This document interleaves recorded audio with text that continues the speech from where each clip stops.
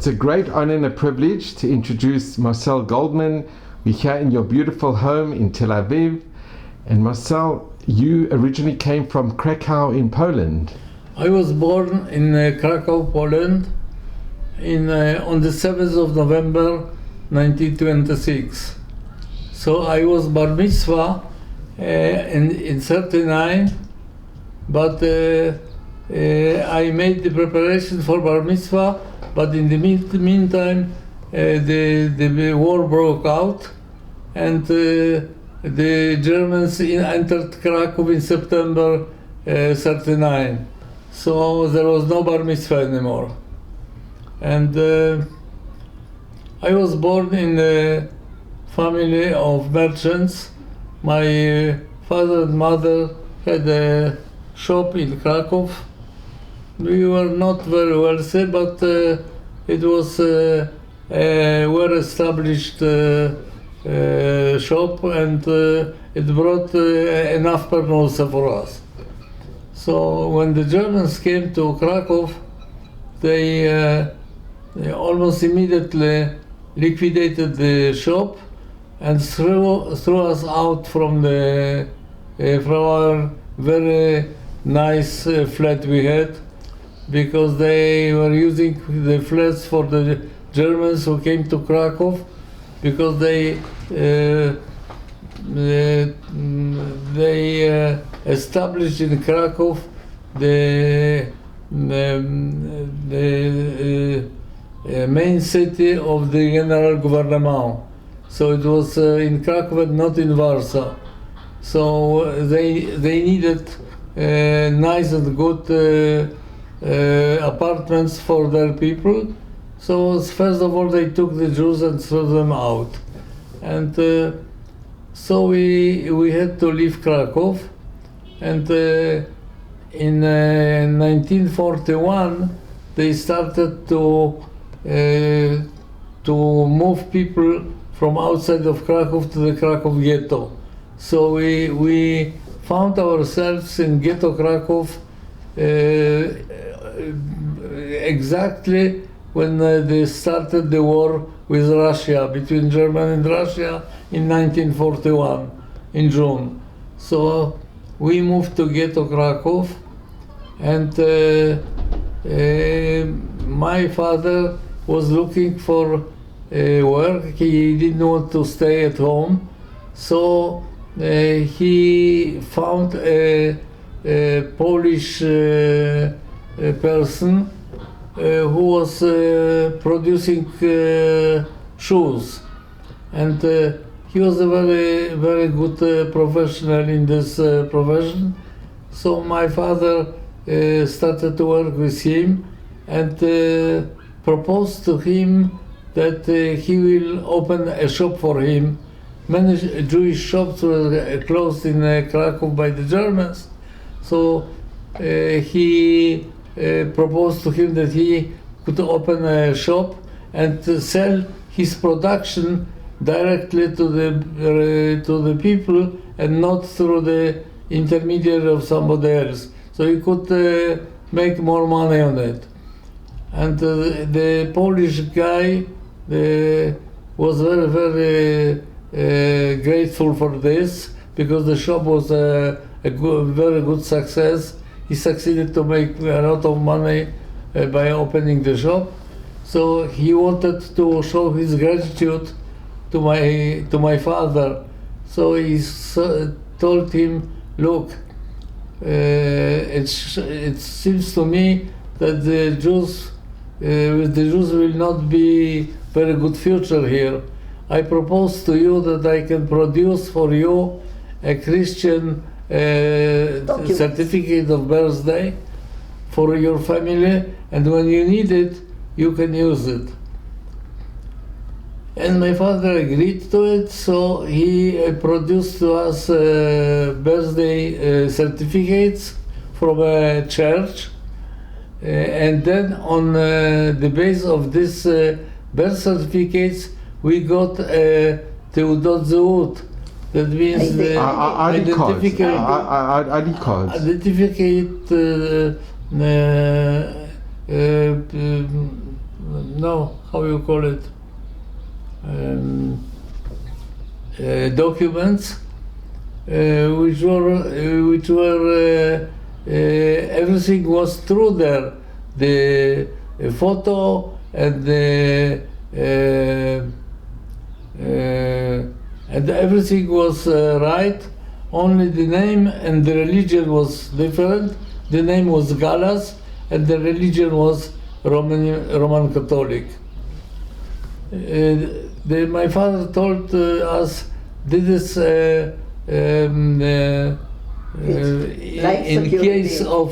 in case of danger, we shall use these documents. In the meantime, we went into ghetto Cracow, as I said, in 41, and in 42 started the Germans started to make the action of showing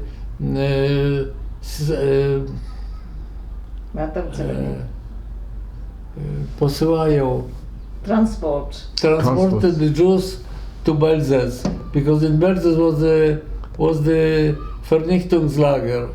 It was the camp of, but it was not a camp of work. It was a concentration camp just to liquidate the people. That means it was the gas chambers, and they brought the transport and put it directly to the gas chambers in Belzec. So when there were two such actions from the ghetto Krakow, and then my father, after two actions, said, "Okay, now we are going to leave." Can I ask you, Marcelle, do you remember being in the ghetto at this? You were 13 years. I remember everything. And you remember the actions? It's a big 13. I remember everything. What I shall tell you, part of what happened in our family. I had a aunt, a sister of my mother, and she lost her husband in the beginning of the war. She was left with her daughter. The daughter was born, I think, in 36 or 37. She was 4 years old. She was 4 years old at that time, 4.5 years. And there was the first action, and in the first action everybody should come to Arbeitsamt. I don't know how you call it in English, Arbeitsamt. It was the Office of Employment in ghetto, and there were sitting all these SS men there, and you should come with the Kenntkarte, with the ID. Your ID card, identity card, and get a stamp on it. If you got a stamp, you can stay in the ghetto. If you don't get the stamp, you have to go with the transport. So. And nobody knew where the transport was going. Nobody knew. Nobody knew. That was the first transport. Nobody knew where the transport is going. And but people who worked got the stamp. People who didn't work didn't got the stamp. So and the story is like this: that my father, who was before a merchant, when the Germans came, had the merchant written his papers. So when the SS man saw it, said, "We don't need merchants in the ghetto." But my father said, "But I'm employed by a factory which is producing shoes." And then he got the stamp. Wow. He got the stamp. I should come alone to this office because I was over 14, so I should come with this also to get for myself the stamp. Also in my papers were written that I'm a student. So the SS man said, "We don't need students. We don't need students, and he gave me back the document, and the Jewish policeman and somebody who stand behind me started to show me to get out. But I didn't do it, and I took out a document saying that I am learning to be a Schlosser. How you say a Schlosser? Somebody who works with I was working in some small workshop who was producing something for the Germans, and I showed it. So he said, "Okay." Then he crossed out student, and he put a worker in there and gave me a stamp. So that saved your life. that saved my life. I didn't know at the time because we didn't know where the transport is going. But I got it, so I was very happy. I came back home. I showed my father that I got it, and my father showed me his his document. We use the same story. Actually, he was crossed out as a merchant and put in something else. And Marcelle, can I ask you, what were the conditions like in the ghetto, in the place you were staying in the ghetto? Yeah. What were the conditions? The apartment you were staying in. Did you have? Must have been very cramped. The question is. The question is okay. I tell you, when people say ghetto, everybody thinks about ghetto Warsaw. Because ghetto Warsaw were very, very unpleasant. Unpleasant is not a good word. Understatement. It's understatement, but very dangerous place because people didn't have what to eat, and there was many people died out of hunger. But Cracow was not like this.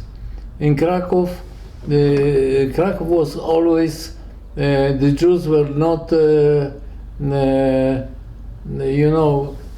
were many very wealthy people, and if not wealthy, but of middle class.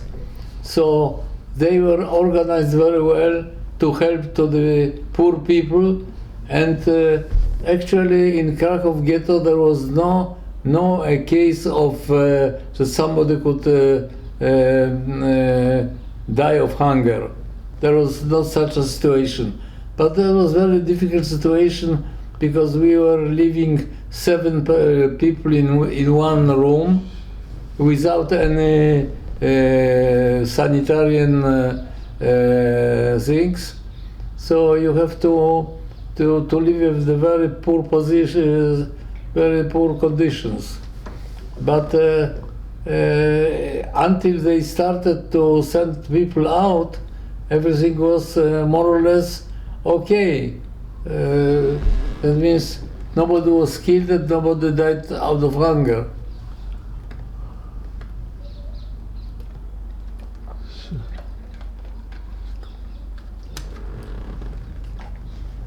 So, but at that time, the sister of my mother, she didn't work, and she had a small child, so she didn't get the stamp, and also my grandfather and grandmother also didn't get the stamp. So the sister, my grandfather and grandmother went out with the transport. But the sister of my mother hid them in our under jak się mówi piwnica. Where you put the coal and the, Under like a loft, in a loft. Yeah, down. How you call it in English? Like a loft. It's A like loft. yeah. Loft. Yeah. Loft, it's not up, no, it's in the In ground. the ground. So okay, Yeah, they yeah, went no. Under like a our- cellar, maybe a Cellar, cellar. okay. in cellar. Keller. In cellar we had the where we kept coal and things like this. We had our cellar. So my mother put her and the child there, hided them in the cellar. During the day. It must be very, nobody could know about it because the Germans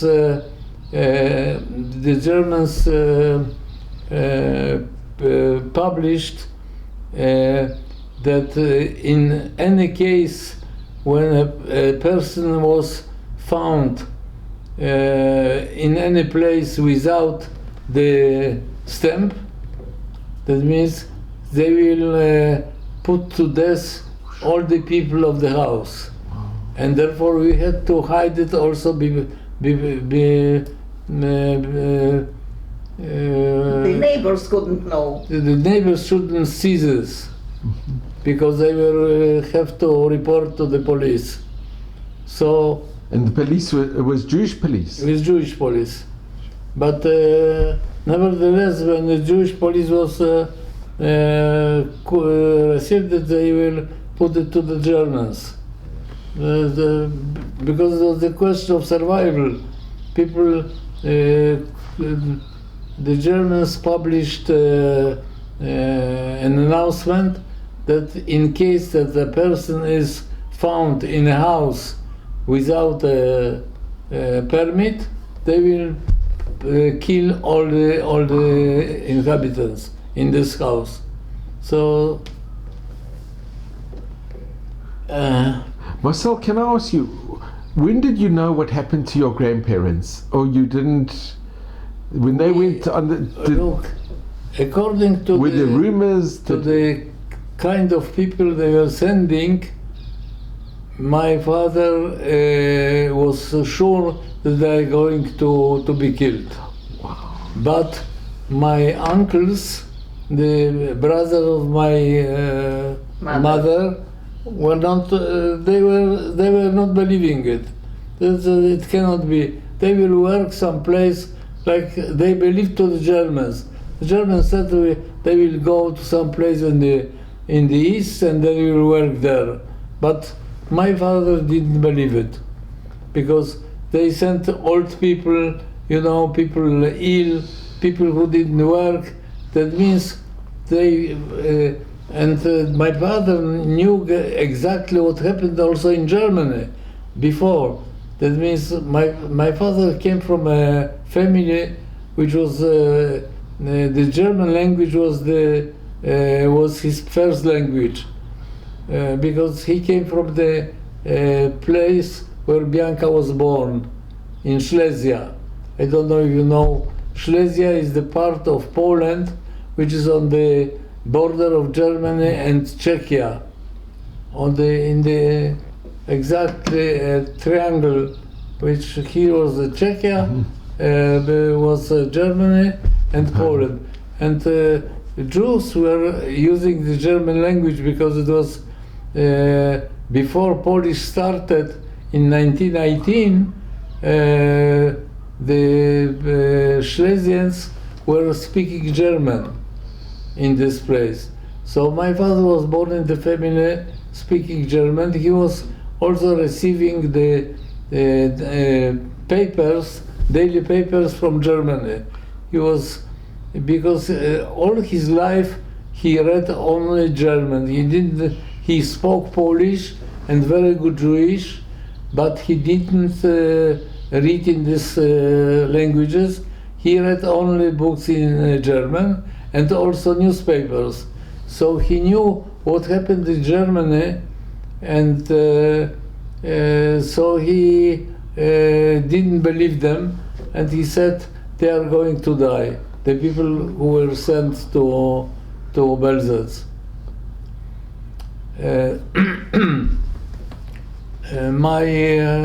The daughter of my aunt was started to be ill, because in September it started to be cold downstairs, and she wanted to have milk.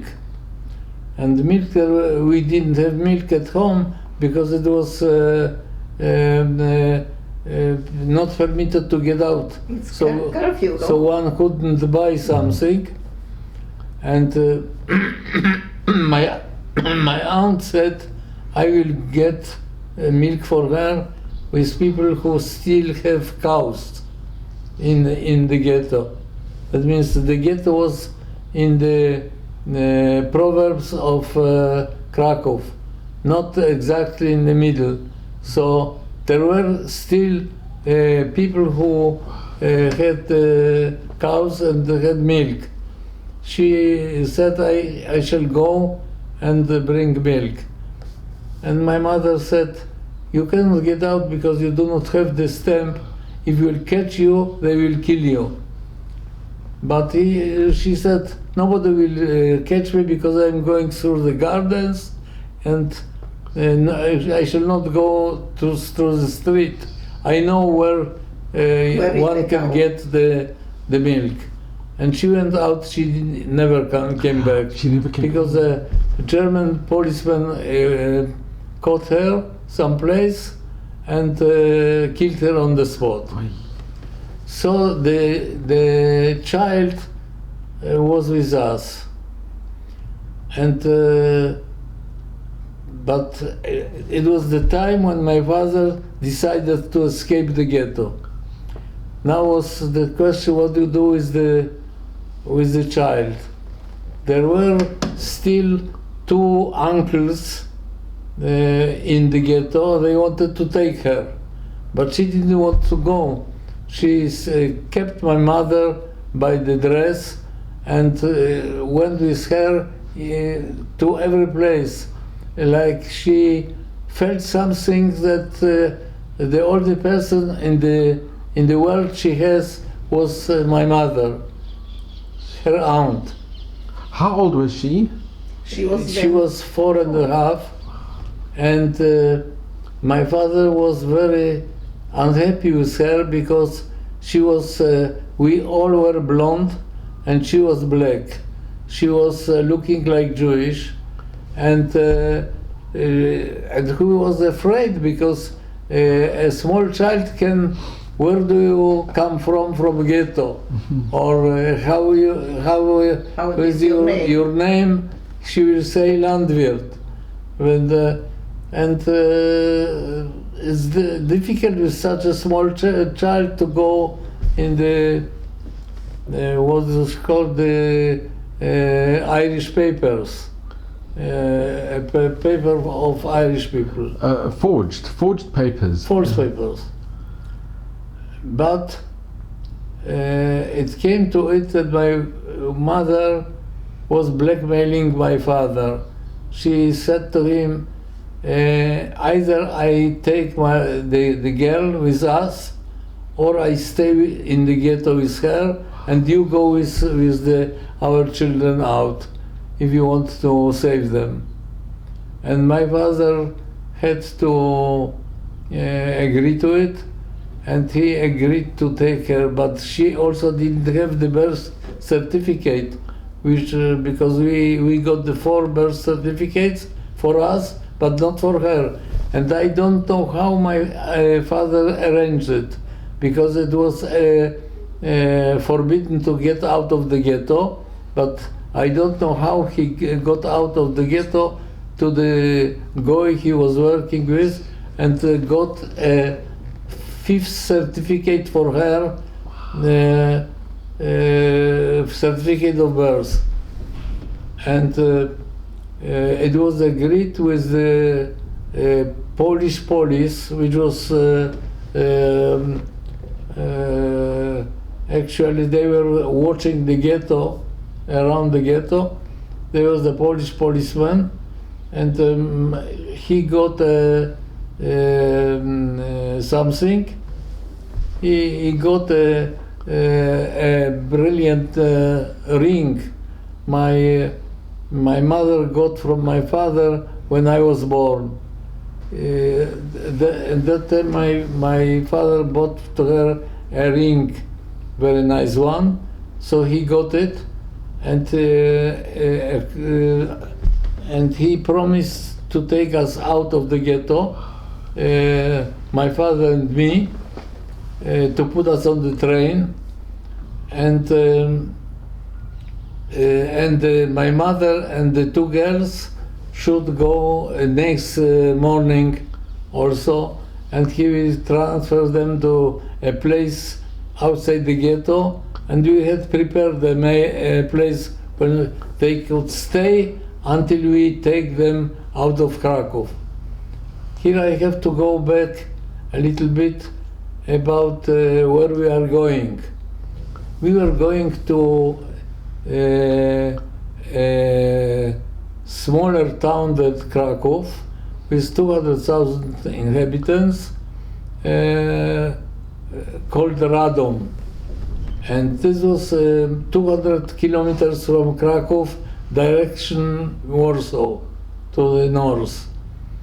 Because in Cracow we were known as Jews, so we had to change place. And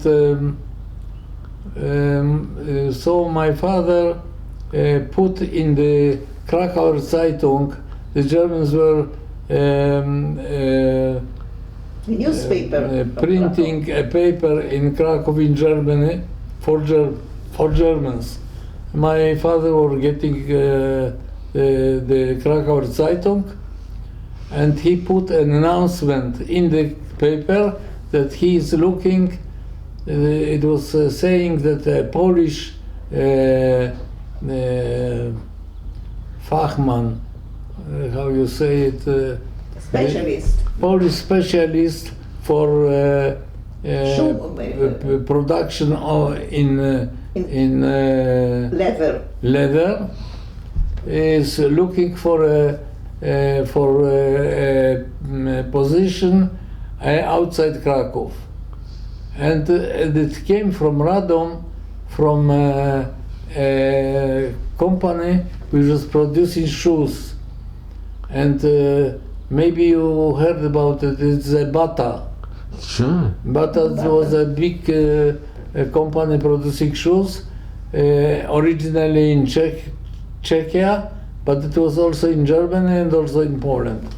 So in Poland it was in Radom. They were producing 2,000 pair of shoes per day. It was very big factory. And my father got a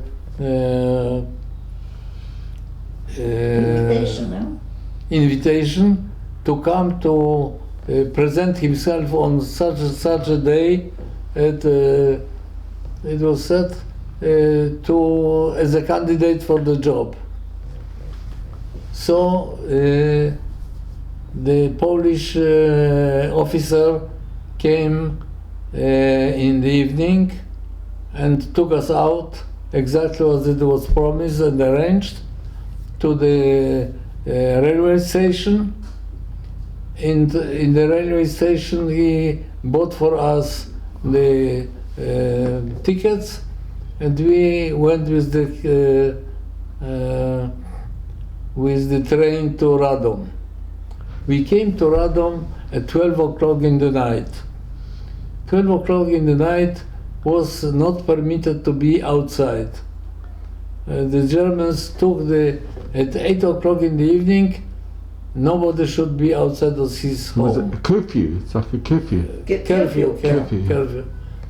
And but when we came to the railway station, there were a lot of people there in the situation like us, changing trains or something, and were full of police and detectives because people were dealing with the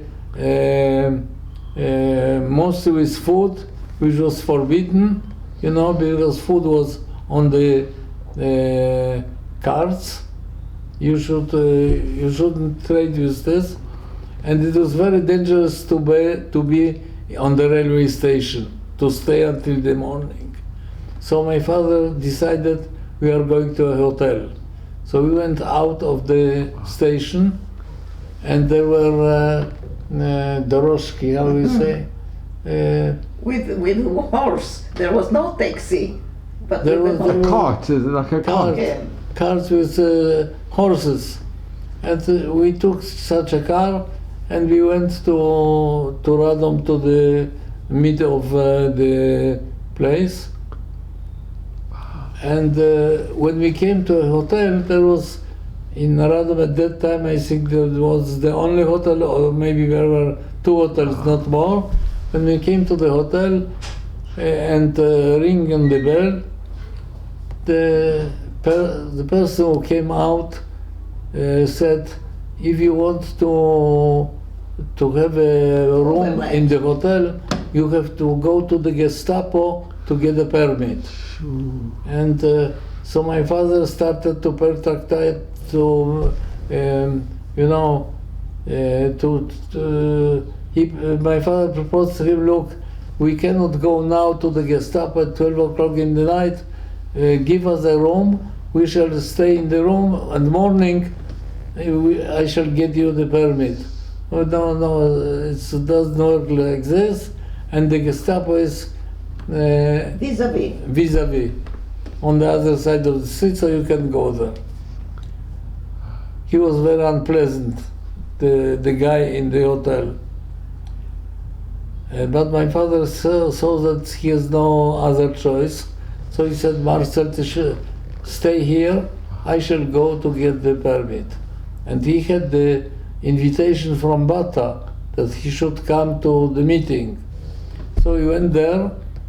Of course, the officer was not happy to be waken up, but my father spoke excellent German, so he told him I had to come here because I'm going to get a job in the Bata factory, and we came from Cracow.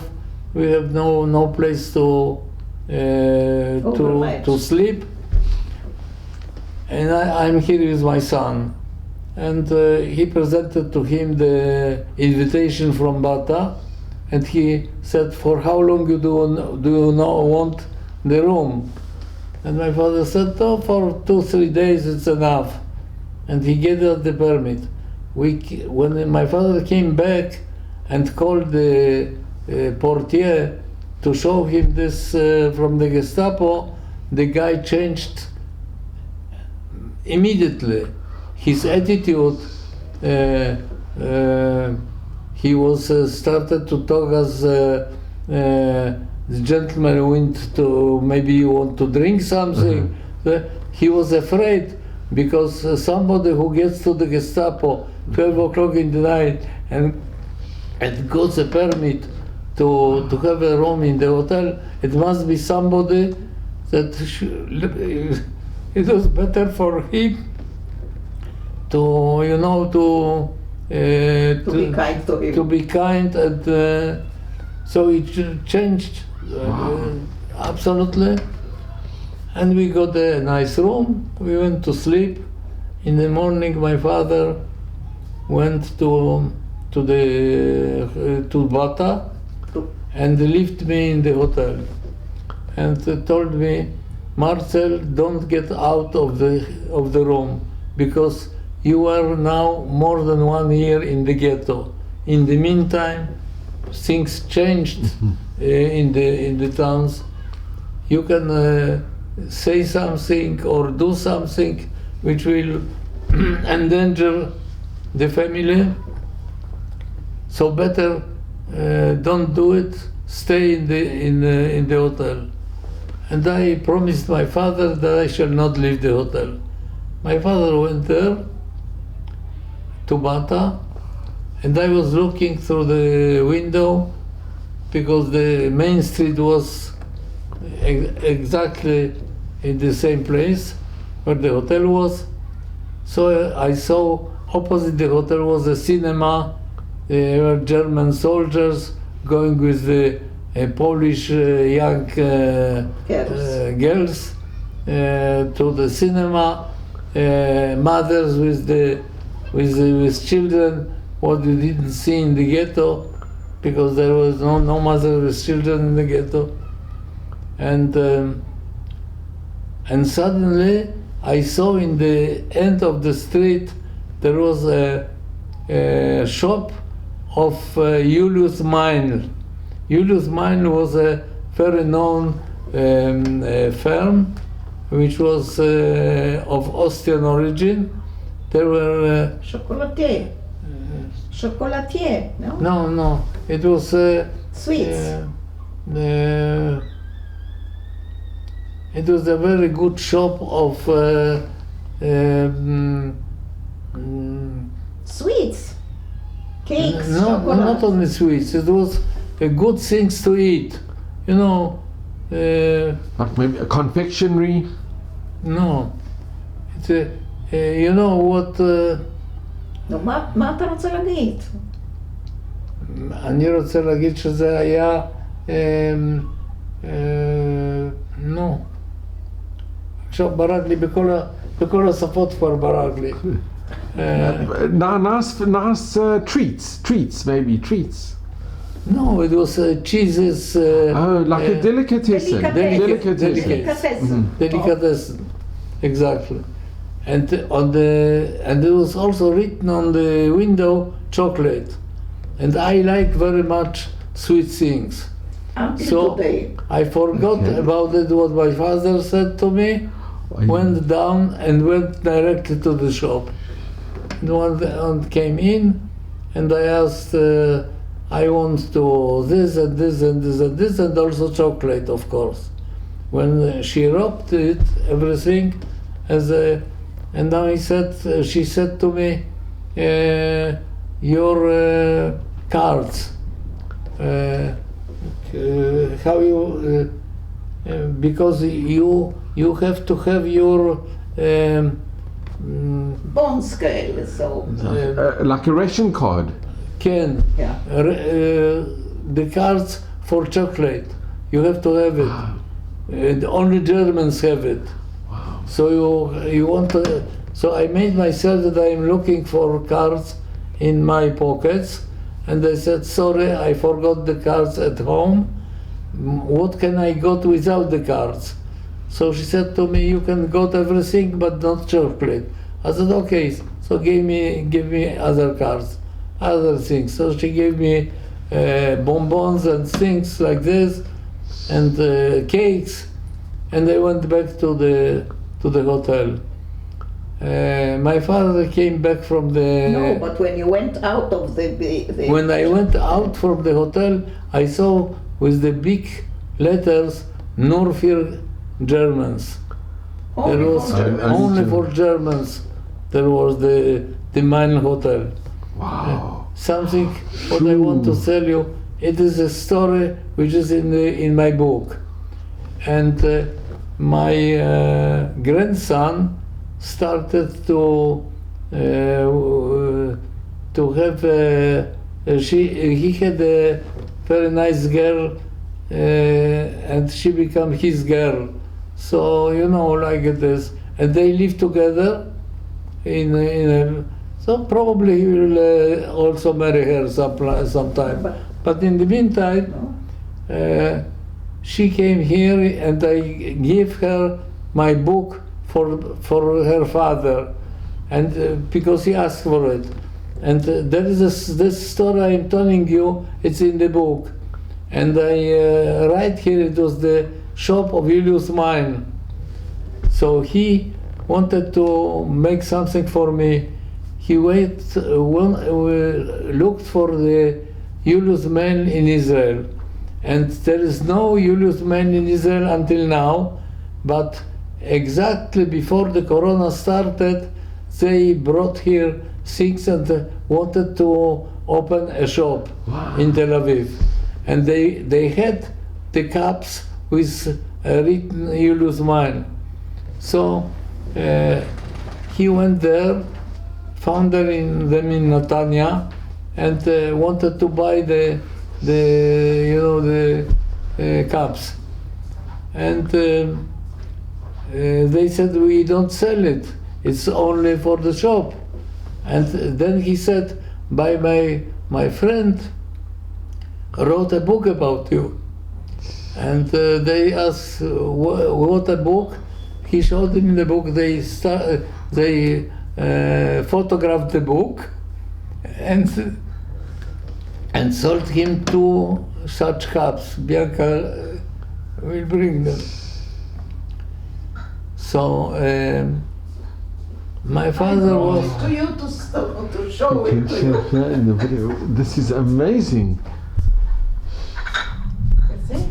Bianca, we can just. I'm just gonna. Bianca, if you can just show this. Wow. No, So- okay. Okay. Oprócz to tam jest Negrecina. No, Julius. here is the same. No. Ah, And on the inside it says. I'm just, Like this? wow, that's amazing. Julius, Mine. mine.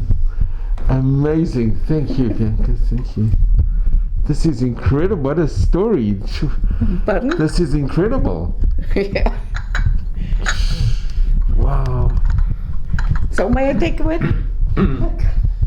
So my father was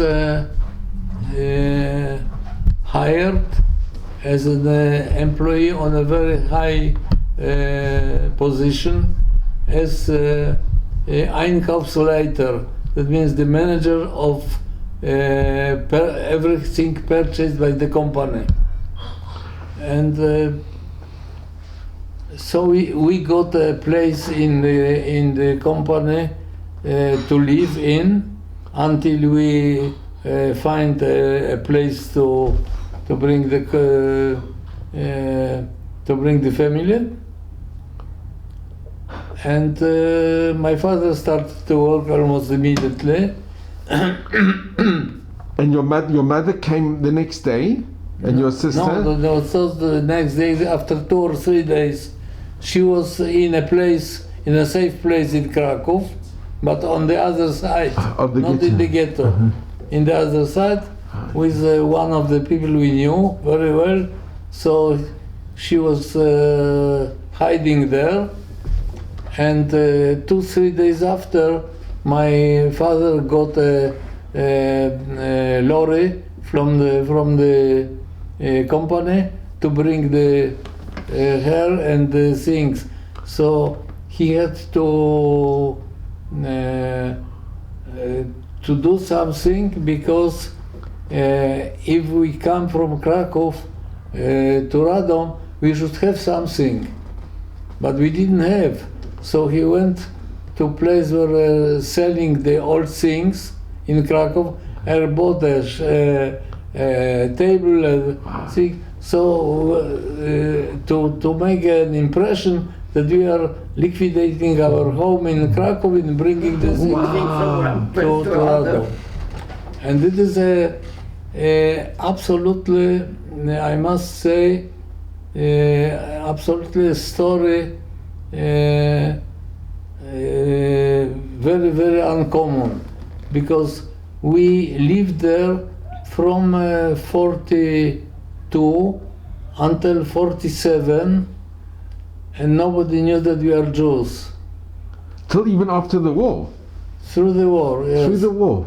And my father was a nominated director of Bata company in Radom, and he was in a very high position in the company in Bata, and Bata was the biggest factory in the area.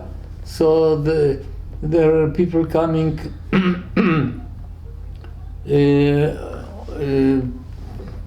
Various people were coming there to see my father because of his position. And Marcelle, it operated throughout the war? Even during the war, it was still operating? Yeah, of course. The whole war, it was still The operating? whole war.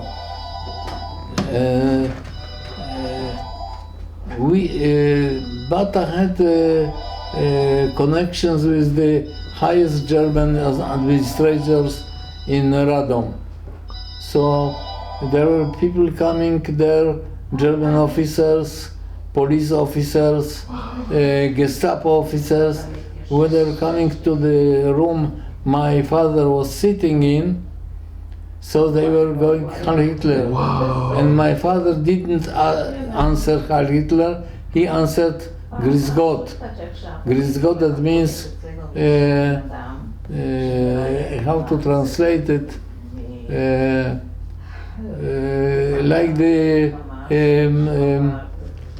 like the Muslims are saying Allahu Akbar. Yeah. So in German it is Grüß Gott. To Grüß, I mean to say hello to God. So Grüß Gott was used in Bayern because it was a Catholic country, Okay. and in Austria, which was also a Catholic country. So my father used this to answer Al Heil Hitler. And one of the people who came to see my father was very unhappy with it that my father didn't answer Heil Hitler. So he went to the general manager of the company and said, why Mr. Garas doesn't say Heil Hitler when I greet him Heil Hitler? He said, because he's not German. Oh. Everybody who came with my father to do business of any kind was talking with him, was sure that he was a German because he spoke German like a German, not like a Pole who learned German, but a person who was born with the German language.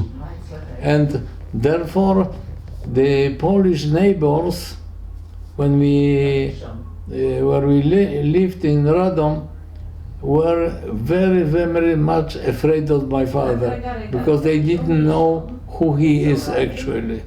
He didn't know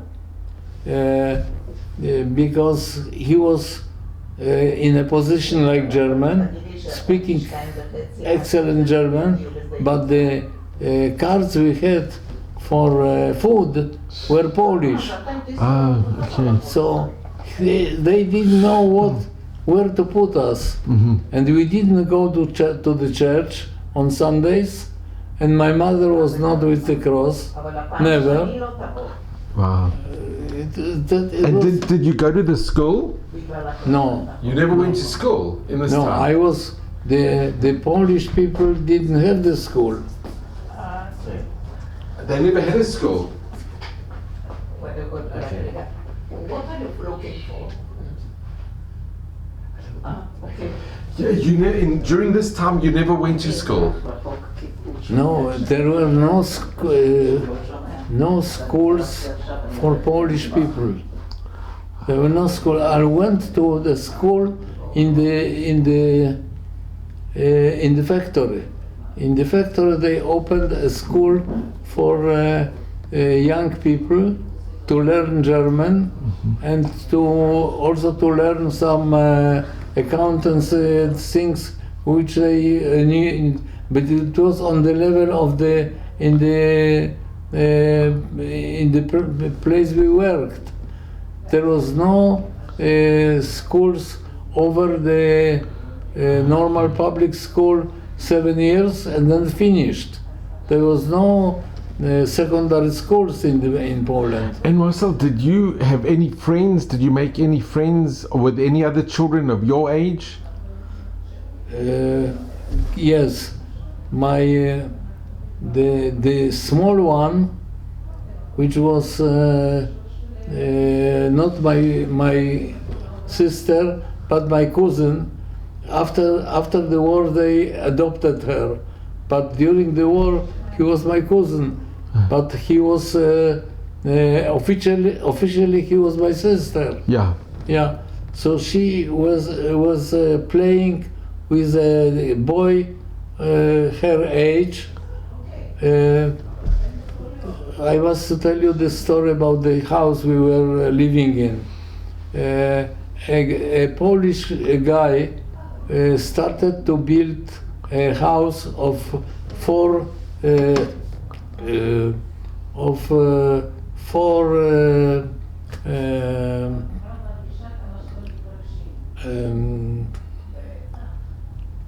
or houses, not houses, built the houses with 4 apartments. And he didn't finish the house because war started. When the war started, he couldn't, even after the Germans came, he couldn't continue because the building materials were again against cards. He couldn't get, as a private Polish guy, he couldn't get the materials to finish the building. So Bata came to him with a proposition. Because we shall finish the house for you, you will be the owner. But in the 4 apartments will live the directors of Bata. And we got one of the 4. Mm-hmm. There were 2 Polish persons. One person over us was a manager of one of the departments, and my father, and on the other side were 2 German families. It is very important. I will tell you a story about it. So my younger sister, which was actually my cousin, went to play with the son of the owner. The owner was living in a house which he built for a gardener. He built, it was a beautiful garden around. The apartments were very beautiful, very luxurious. We were living like kings. And also food we had up to here, no problem. Our only problem was if somebody will recognize us, we are finished. If somebody will recognize that we are Jews, we are finished. But it never happened. It didn't happen. Not only didn't happen, you know, the man who owned the house, Mr. Ruzik, was coming each and every evening because it was, you know, at 8 o'clock you couldn't get out, so everybody was at home. It was a curfew. So he came to us. There is a play of cards called Preference, and it's very similar to bridge. But 3 people can play it. So he came to play with my father and myself each and every evening, and he told us when we were playing, my mother was giving something to eat, and you know, it became something social. So once in the evening he said, and it was a lot of talking about Jews, because it was the time when the Jews were liquidated in Poland. So were sent well, the liquidation of Jews was exactly on the table. So he was talking about it, and he said, look, between us, he meant the Polish people, Jews cannot survive. He told us, Jews cannot survive. We can recognize the Jew either because of the face, or because of the movements of the hands, or the Polish language they are using. A Jew cannot survive here. He told it to us. But one day came the mother, the wife of him, the mother of the small boy, who was playing with my cousin. And she told my mother, look, don't give the Różyczka, was the name of her, the dress, the black dress, because she looks like Jewish. And my mother said, okay, leave it.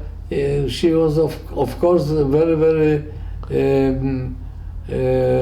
afraid of it, but she never gave her the black dress anymore, because she was afraid.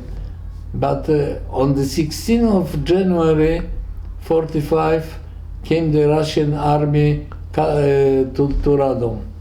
And the Germans were defeated, went out. When the Russians came and there was no more any danger that we shall be discovered,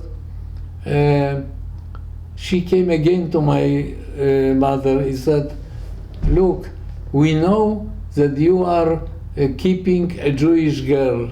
Wow. But we kept our mouths shut. We know that Róża, she is not your child." They knew. Ken, he said to my mother. You know, my mother was looking like a Polish girl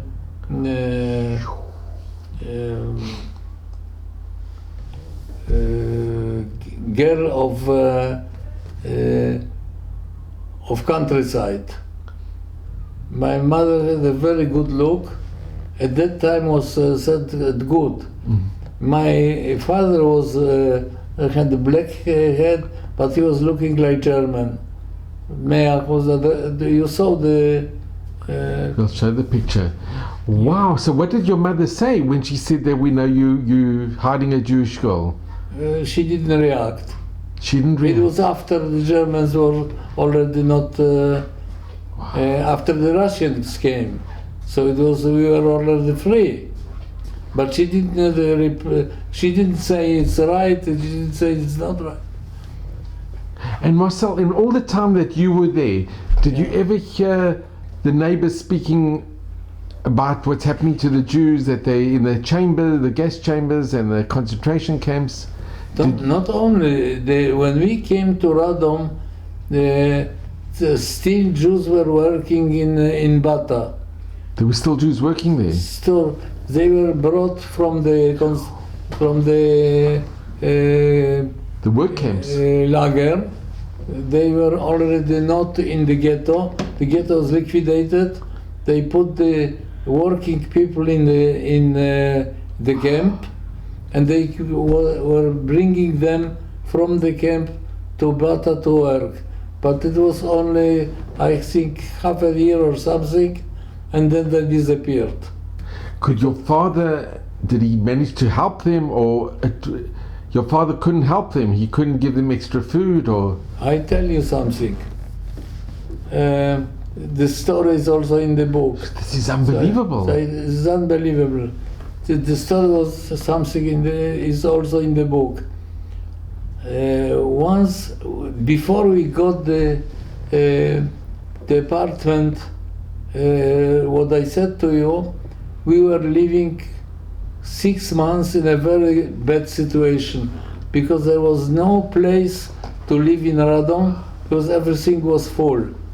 And we didn't have any other opportunity. We should bring my mother and the two girls to Radom and to have a place to live. And it was nothing to find. And we found, together with my father, we found a shop which was on the street. You can come from the street directly to the shop, and it was empty, and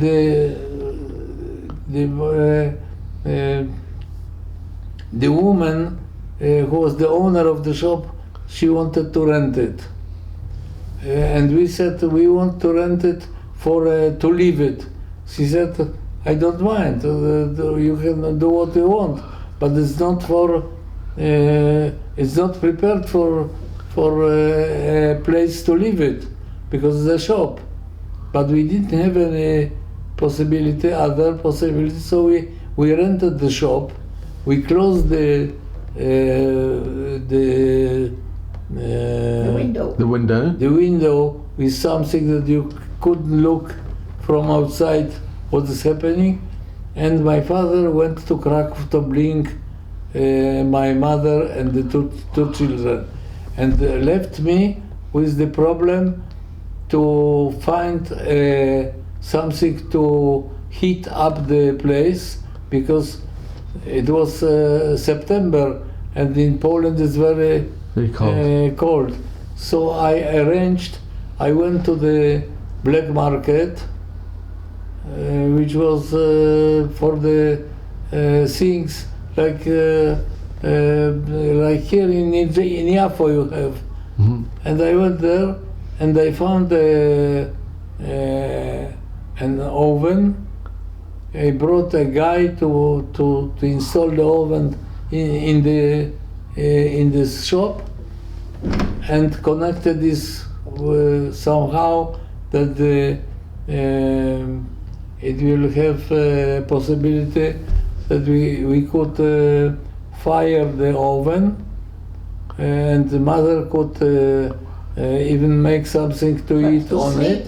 the bed, 2 beds, and then No, my father brought beds and table and things Oh. from Cracow. He bought it on Tondeta and put it in the. He brought it. So this was not a problem.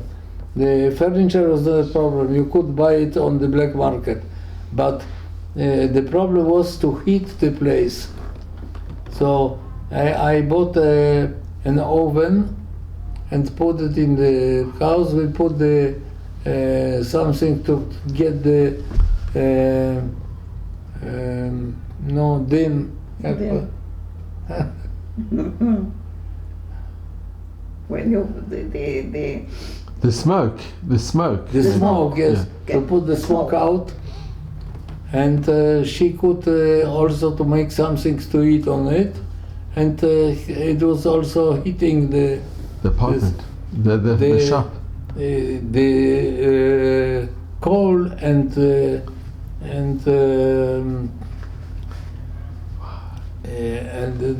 trees to for the we got from the company. So the company was sending us this. We didn't pay for it even. Didn't have to pay for it. They put it in the cellar. In the cellar. Yeah, and we had a guy who was bringing it from the cellar each day. Okay, but once, now I am telling you something which was written in the book. Once came the guy in the afternoon to my mother and said, there is nothing there. No coal, no nothing. You cannot. We finished everything, but he came to say it after it was nothing really. And then my mother was said, "What will I do? We cannot stay during the night in unheated place because it was almost zero and less temperature." So she went to my father, who was still in the working. That was in the afternoon, 4 o'clock, 5 o'clock, and she went there and told my father, because there were no telephones, she couldn't call him. So she went there and said, "Look, we are in a situation that you have to arrange this today, because we cannot stay during the night without heating." The social director of the company was a German guy. I remember his name until today. Rishka was his name. My father went to him and said, "I need that somebody brings us the coals and drzewo, jak masz drzewo? Timber. Wood, the wood. Logs, like logs for the fire. For the fire. Okay. And he said, "How can I bring you now? I do not have people. Already went home, the people." So my father told him, I don't know how, but I am in a situation that we need it for this night. Okay. He promised my father that he will do whatever he can to bring us the fuel. And my father went home, and we were sitting eating supper together. Now suddenly came a guy from neighborhood and said to us, look, there is a lorry coming to you, and the people are asking for Gallas family. So we had, what can it be? You know, we were afraid. He was with his police on the lorry. But we didn't have time to think about something because they already came. And there came a Unteroffizier, that means somebody with rank, how you call it, in somebody who has the rank of sergeant, came in and asked, where is Herr Director Goldman? When he said Gallas. When he said Herr Director Gallas, we knew already that he is not going to kill us. He was going to look for us. He said Herr Director Gallas. And when we went out to see, there was a big lorry full of coal and timber, and there were sitting Jews on this with the stripes that they were, you know, they had the uniform of the camp, and German police looking on them, and they were started to put it in the cellar. Now, when and you, Marcelle, you saw this? You remember seeing it? Yes, I remember it. It must have been very difficult to see fellow. I looked at my mother. My mother, when he was very excited, he got a red plamy, jak powiesz plamy? Spots. Spots. Red spots. She was red. He got red. She was excited. She was red on the face. When she was excited, she was red, and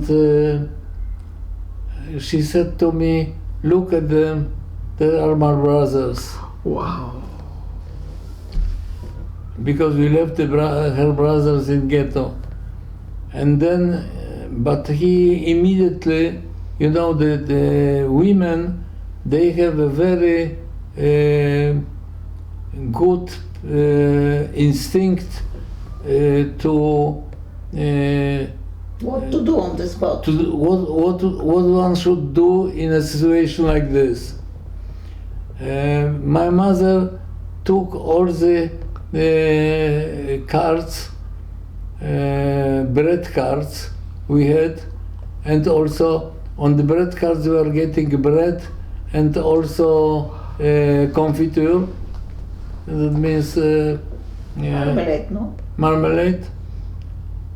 And we are not using this because my mother made something like pita on the because the bread was not very good for us, but she was making a kind pita, of sandwich.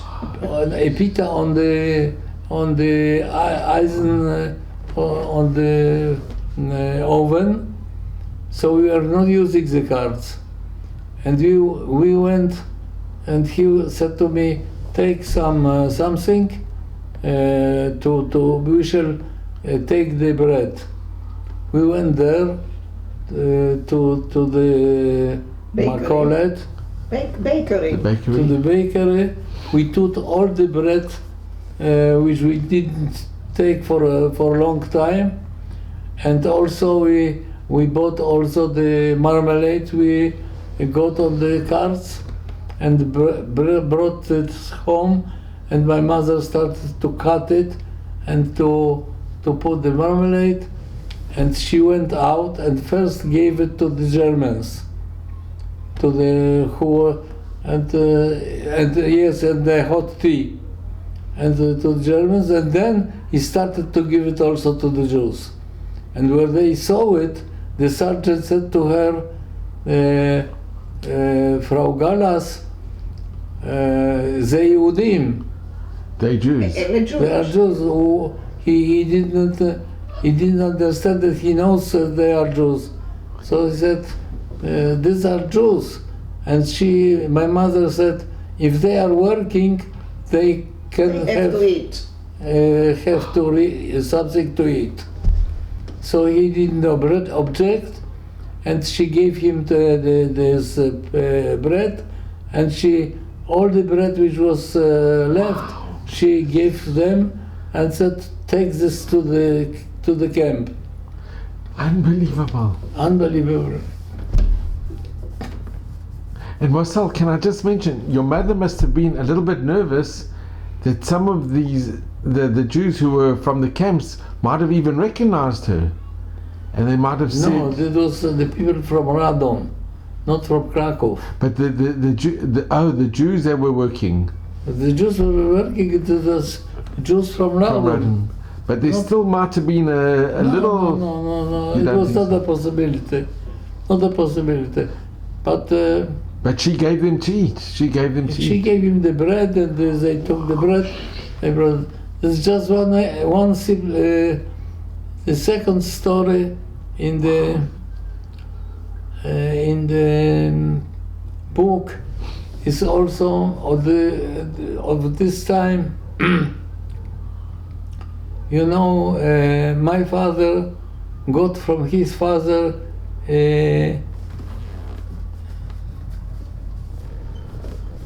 talit. A talit. A talit. My grandfather, on the side of my father, died when my father was not even 13, very early. And he got his talit from him before he died. So the talit from my father was under the things we had a very big I don't know how to call you something know, like chemodan. You know what is chemodan? No. Like a chest. No. Kufer. Jak powiesz kufer? When you travel, where you give your things? It was a place. No, not a suitcase, but a big one. Yeah, it's like a. No, it was a place what you keep. You can open it and put things in.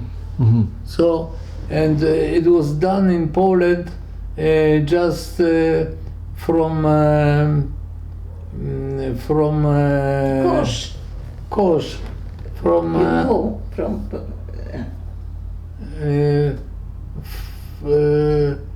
from wood. From wood. It was done from wood, and you can keep things there. Mm. And my mother was keeping there the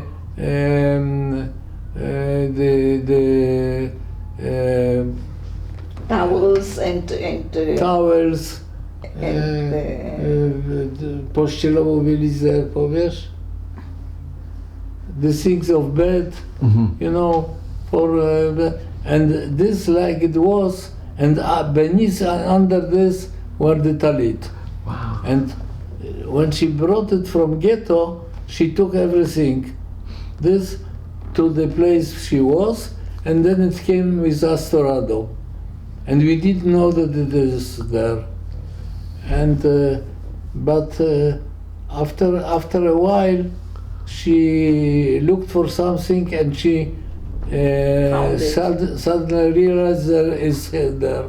But she didn't mind, and she left it there. And then what happened? One day in the afternoon, we were at home already, finished the work, and we were at home.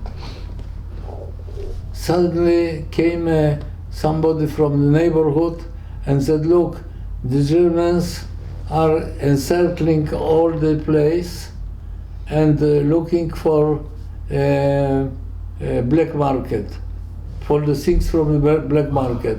So they are looking place after place after place, going from one house to the other and searching for controlling things. And in the same day, we had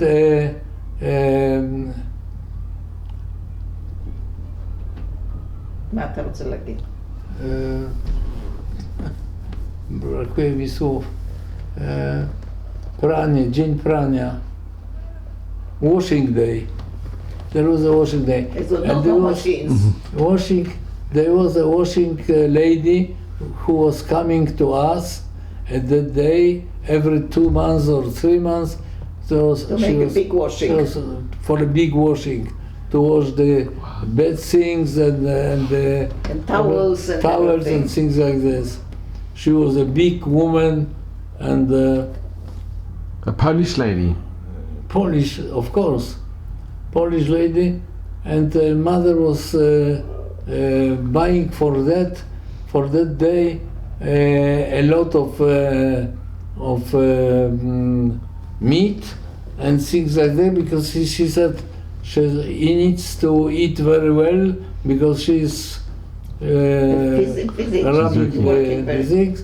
So she was, my mother was preparing for that day meat and things like this, good food, everything from the black market, of course. And but my father was thinking about the talit, because this big plate was exactly in the kitchen. So somebody who was going in look at. So the first thing what they will do, will open it and look for it, for the. And when they look for it, and they will find the talit. And maybe the Germans will not know what it is, but the Polish woman will know, because she was working for Jews also before. So this was the situation we were in. We couldn't take it out because she was there, and we cannot do anything. And in the meantime, there was somebody knocking on the door, and 2 Schupo were standing there. Schupo was the German police. They were, during the war, in the occupied countries, they were like soldiers with the steel helmets on the and Schmeisser. You know what is Schmeisser? It's the automatic rifle on the. So they were 2 like this, 2 meters tall. So my father was standing in the room, in the door, and not letting them in. He was standing, and he said, like he doesn't know what they do actually. So he asked them, "What can I do for you?" Something like this, and they were very. It was an unexpected question because when they came to a Polish place, the Poles were afraid. They gave them to come in. My father was standing in the door and asking what so they didn't know what to answer. They said, "We are controlling for black market things." And My father said to them, I want to see the commanding officer. And at that time, opened the door Vis-a-vis. vis-a-vis. It was a German family living there. And a guy with the, they had all... You know what is Hakenkreuz? Hakenkreuz. This The Germans, of the they Nazi Hakenkreuz, they have over here, of the here. Nazis. He had it on his jacket. Opened the door. He saw two German police and my father standing, and asked them, what is up here? And they started to explain to him that they are looking for the goods of the black market. And he asked them, do you think that the directors of Bata are doing in the black market? And they looked at him and they saw the Nazi Hakenkreuz.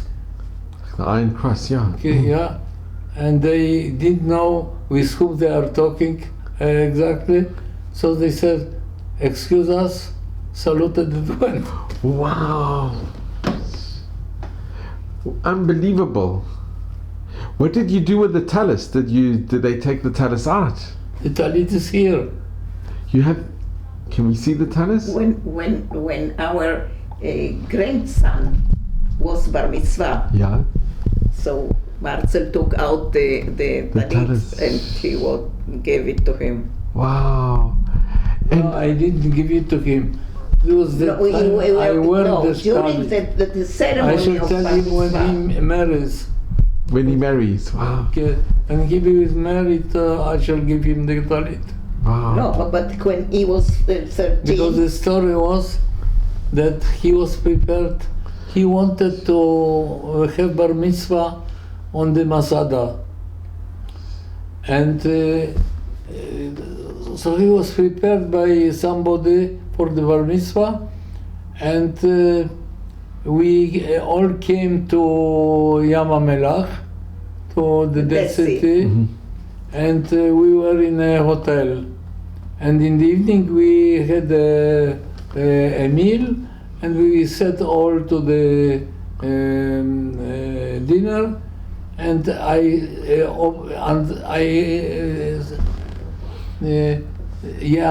he said, the guy who prepared him, he said, we have to take up because on the Masada there are only ruins, so of the synagogue. Nothing is there.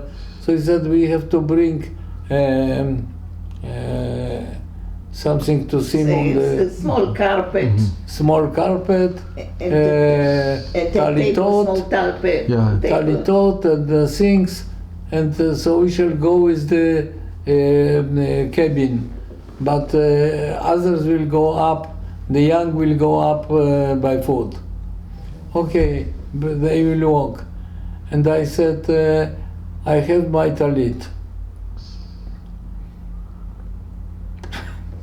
Right. So he asked me how it is that you have a talit. He knows me that I am not a religious person. I told him the story.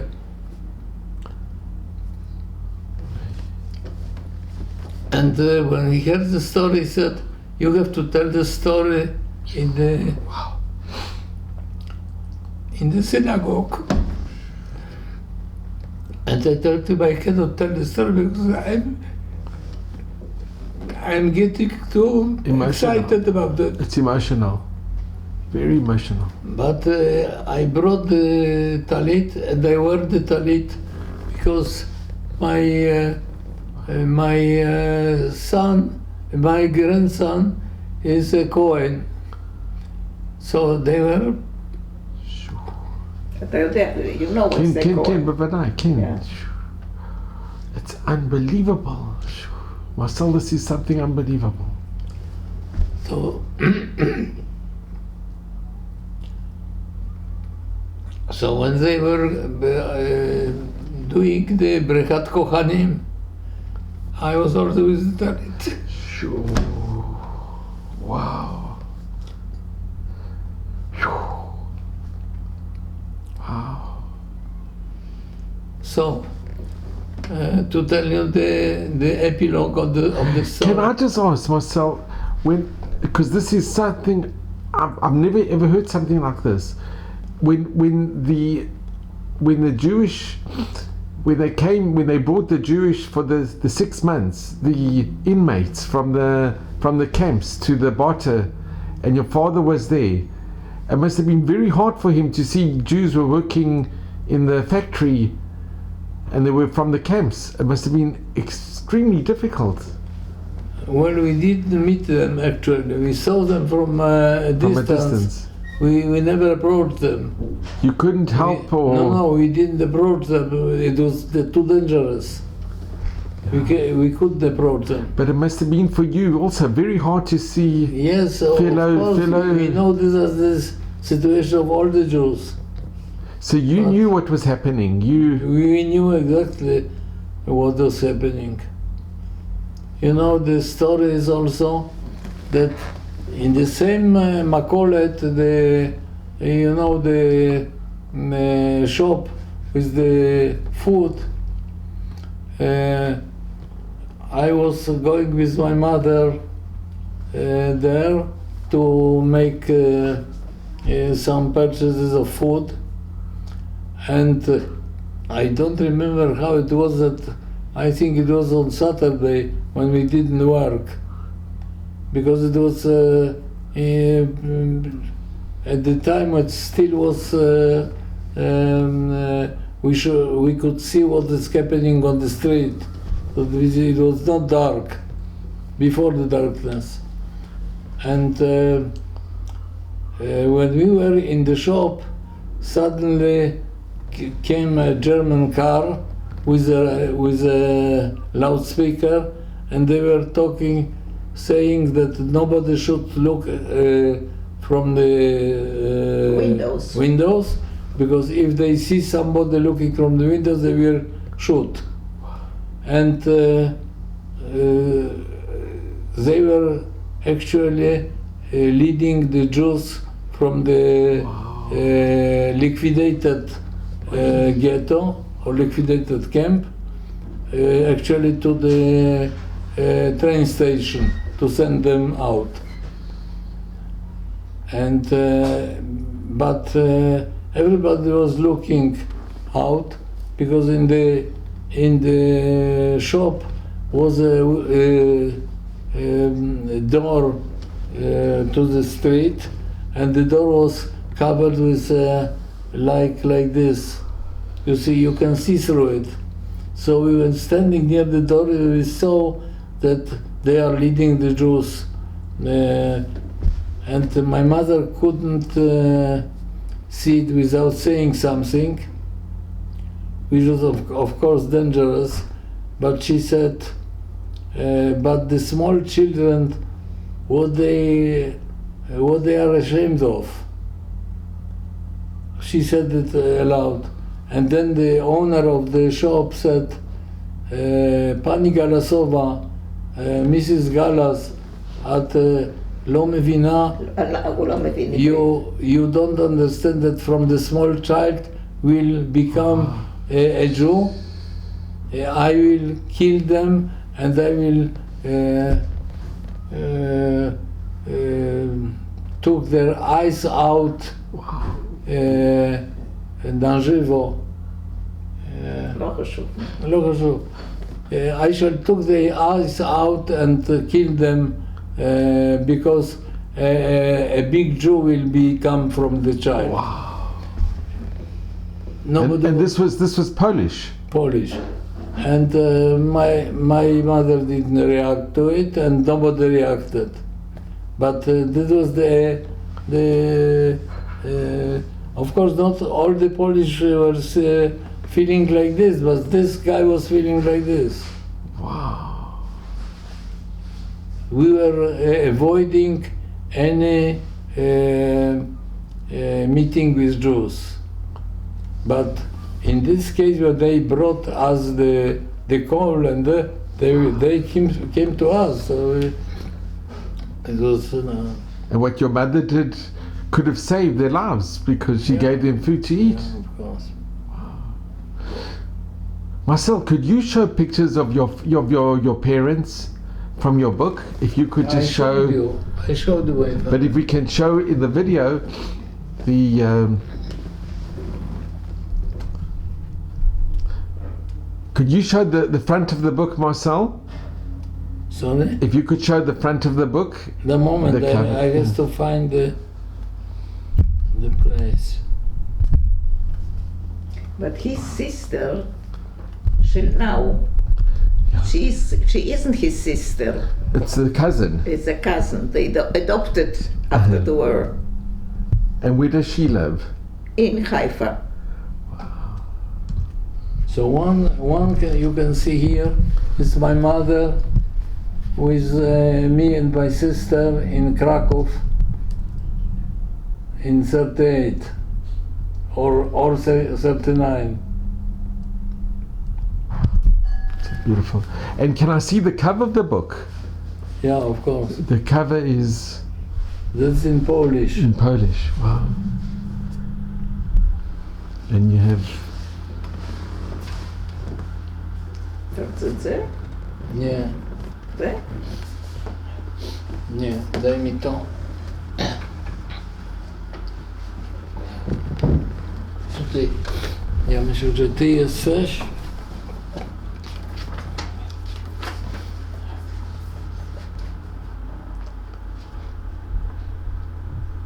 And Marcelle, and your sister, she's still alive? Your sister?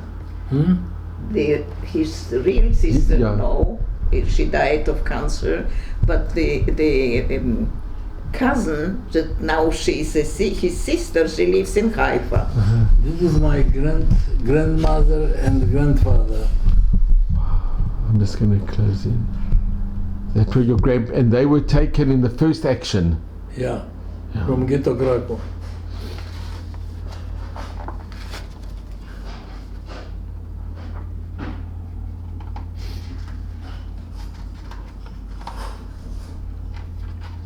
And this is my wife with her parents. This is my father, my mother, and me, and my sister down. And your sister is the smaller one. Now the small one is It's me. you. Oh, and Yeah. I'm standing there. oh, okay. Wow. And Moshe, and a picture of your father. Yeah, I come to it.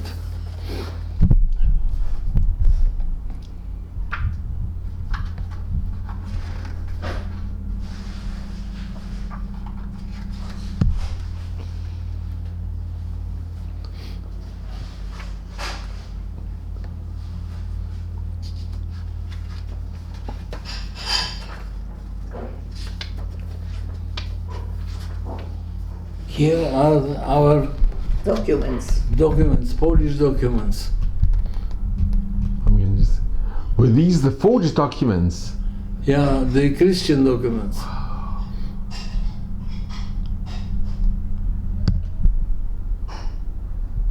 And Marcelle, where are these documents today? Do you still have the documents? Yes, I have the documents. So those documents saved your life. Yeah.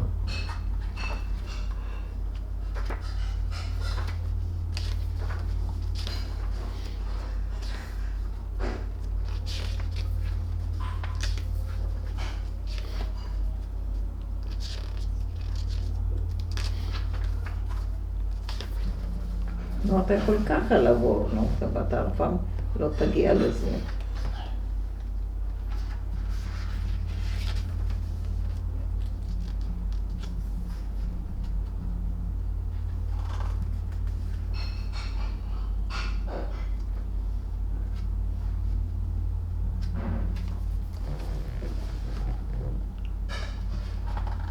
מה אתה מחפש?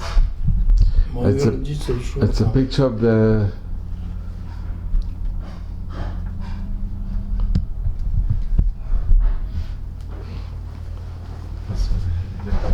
Let's see here.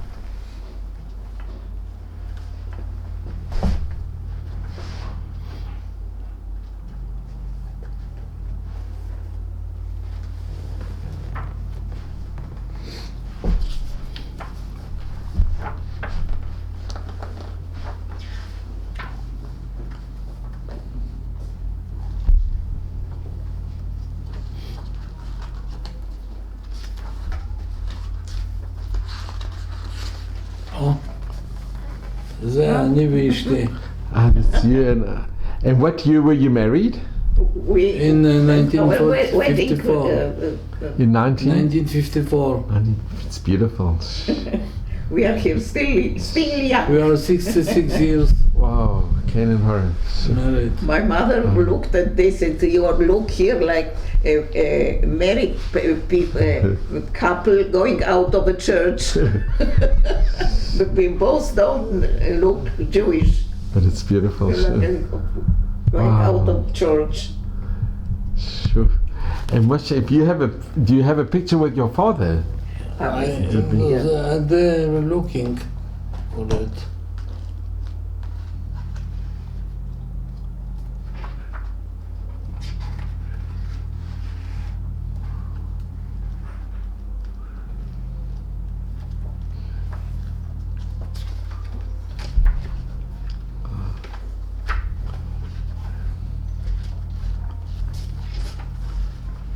And while we're looking, if you can hold us, this is a picture of Moshe in Cracow. This is Marcelle.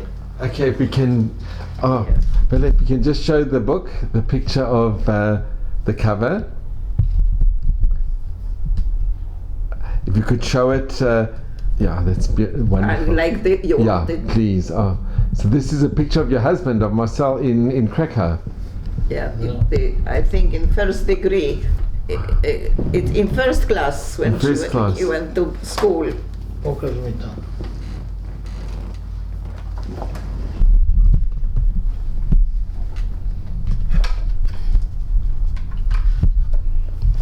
And that's the book that Marcelle, you've written 2 books in Polish and in Hebrew. Polish and Hebrew, yeah.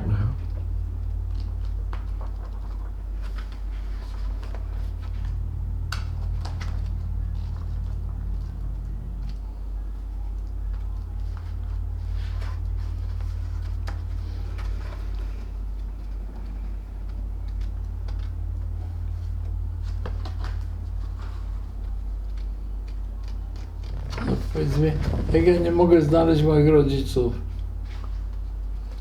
Daj mi, ja ci to poszukam. Nie, tutaj nie będzie. Może tutaj będzie. And while we're looking, Marcelle, can I ask, when the Russians, when they came to the town after the Germans were defeated, do you remember the end of the war? Yeah, I remember everything. What do you want to ask? And how was your feeling when the war ended? It must have been a very special. On the one side, we are very happy that there is no more danger of being recognized. But we still stayed on the, what you say, false papers, because we were afraid. You don't know the situation in Poland after the Russian game. It still was a war.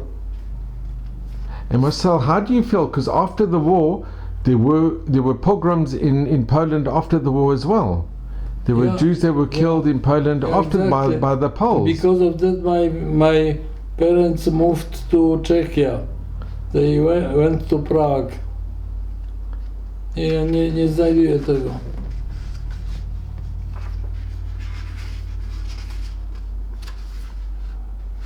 And how long did you remain in Prague before you came?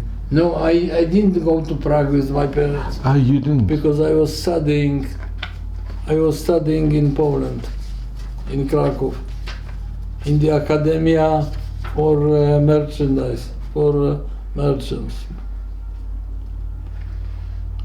And because of this, what I was studying, I left Poland in '49, directly to Eretz. To Israel. Wow. My parents came from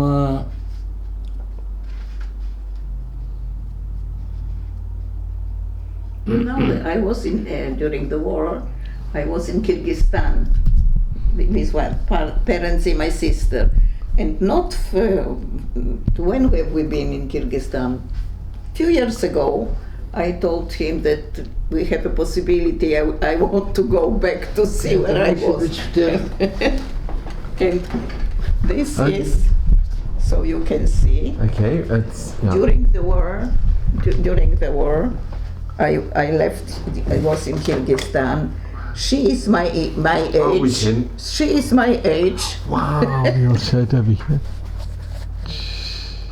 She's your age. Wow. Yeah. She looks like my grandmother, That's not so true. my mother. Wow.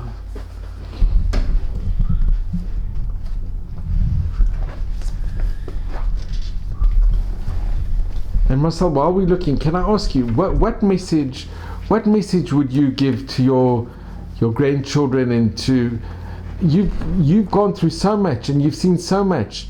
What message could you give to the future generation, to your grandchildren and to the future generations?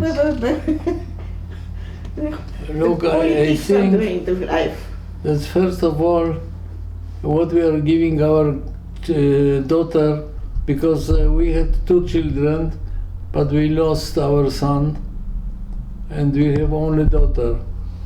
And 3 what I granddaughters. left to my daughter and the granddaughter children, I think, is how to live the honestly and in the right way to see to pass the life. You don't do it on purpose. You cannot show your children something that is not in you. You can only show what is in you. And I mean, if you are a decent guy and you pass through the life like we pass through our life, working very hard and achieving a lot, you see that we are in a good situation. But it's we started with 0, exactly 0 in 1954. Here you have my parents. Oh, that is so beautiful. Is it the parents, Marcelle? Yeah. איפה יש parents? Yeah, it's over here. yeah, נכון. Wow, that's your father and your mother, sure. Yeah. It's father and mother. Marcelle, that is so. And that's the part. Next to it is the passports. Sorry? That's the. No, it was a certificate of identity before the war. Before the war. In the name of Goldman Max and Goldman Sarah. That was the.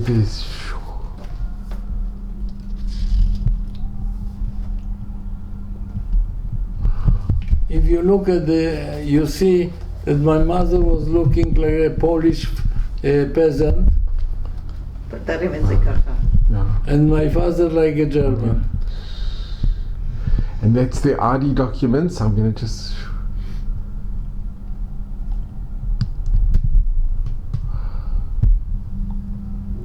But Marcelle, you know, what you said is so true, because your father worked and was honest, and he's the person that he worked for had Karasatov. He wanted to repay him, and he gave him the documents changing the name and saying, and that saved your lives.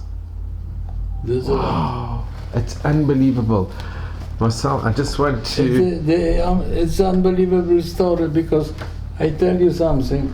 Jews were surviving on the Christian papers, but either hiding or living alone.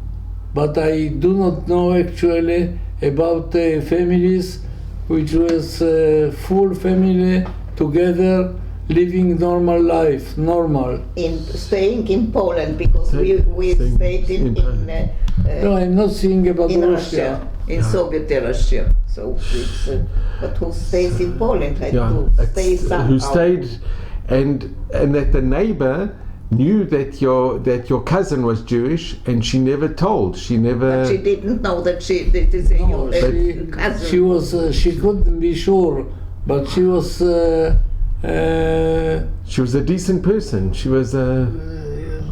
Okay, decent, or she thought that we are a Christian family keeping a Jewish child, Wow. which was very. It was happening all the time. But a lot of Christian families that kept Jewish children were informed on and they were killed. Yeah. So Marcelle, I just want to thank you. I'm going to come in. Okay. I just want to thank you so much. This has been for me the greatest honor and privilege. Bemet in Kol Halev with my whole heart. I'm so grateful to you and to Bella, to you as well, for inviting me into your home and for telling me your story, which is very emotional and very difficult, but it's so inspiring. Yeah. It is such a special story, and I'm so grateful. And at Maybesrim, in good health and happiness and mazel and brocha, and you both are extraordinary. Thank you very much. And you should just have good health, and at Maybesrim till 120 in very good health, 120 plus VAT. But I am so grateful to you. I really am, and Bella as well. It's been such a privilege to be here and to listen to you. But how did you come to us? I should be. How did tell you you. know I'll be that very we grateful exist? if you could send it to me. Of course, I'll send it that to I everyone, can for see sure. it in the computer. For sure, and all the very, very best. Bemet toda rabba im kol halev. Thank you No, so much. But I